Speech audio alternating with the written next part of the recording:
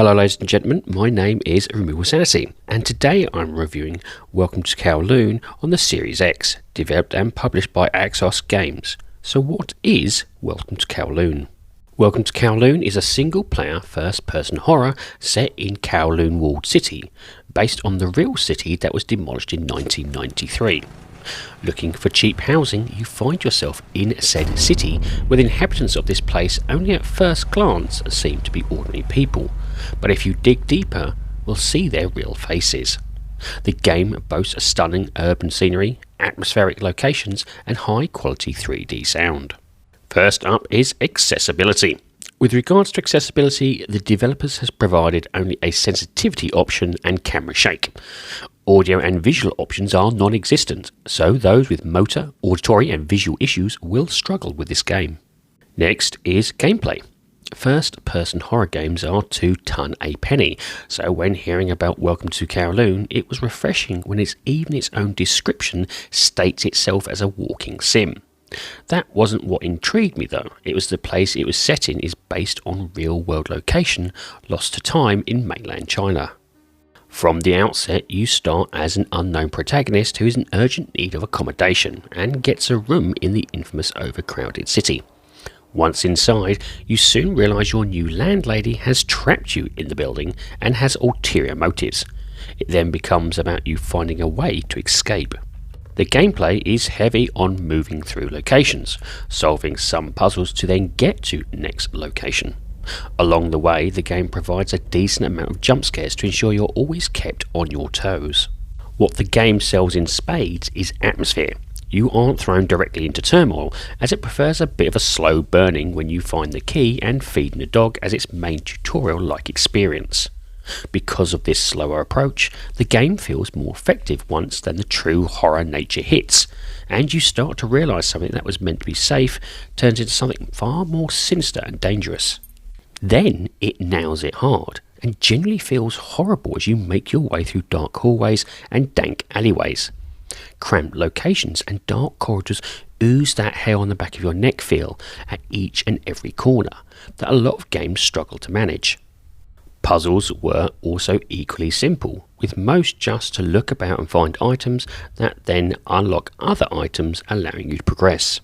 My biggest criticism is that it can be completed in the space of an hour, and ideally I would have loved it to be doubled or tripled that. This is because there really isn't any major alternative paths or hidden challenges, with every achievement being completed in a single playthrough. Overall, I can say I really did enjoy my time with this game, even though it's short. This would be perfect for parents who want a great experience in their lunchtime or after putting the kids to bed. Next up, graphics. Visually, the landscapes are superb in their impact to the player, with authentic modelling of a crowded city eating itself from urban decay and overpopulation. Every hallway has a superb amount of small details, from clothes, cups, posters and graffiti that clearly have been inspired by real urban environments. Combine this with flickering lights, crumbling walls, overcrowded walls full of clutter. This all creates an environment that feels authentic and generally disturbing in how close to how this real city must have felt. Another superb touch is the VHS style visual filter that gives it a found footage sort of style that, combined with its fantastic free flowing torchlight, oozes truly disturbing visuals. As mentioned previously, lighting is equally well done, with its illumination superb in focusing the attention of the player exactly where the developers want it, but at the same time allowing them to explore at their own pace. The UI is super clean to almost non-existent to ensure you really soak in the landscape and tension it brings around you. Overall frame rate and stability was smooth, but I did see some pop-ins regarding some of the furniture. Finally, its sound. The game has no voice acting, as its focus is being on text-based storytelling. This works in its favour, as this means you can soak up the atmosphere without the worry of horrible dialogue breaking the immersion.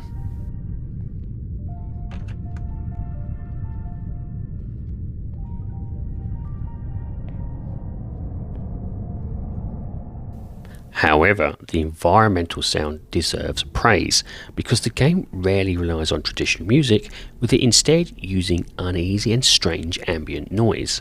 from the buzzing of old electrical systems, distant chatter or footsteps, creaking of doors and dripping water all provide a continuous state of tension. It's clear they went for a Hitchcock method of what you don't see is more frightening than what you do.